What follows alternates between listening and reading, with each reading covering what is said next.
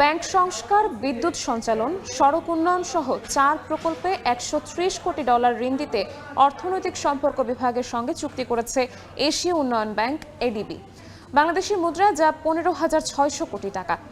সকালে সংবাদ বিজ্ঞপ্তির মাধ্যমে জানানো হয়েছে, ঢাকায় অর্থনৈতিক সম্পর্ক বিভাগের সচিব শাহরিয়ার কাদের সিদ্দিকী ও এডিবির কান্ট্রি ডিরেক্টর এই চুক্তিতে সই করেন।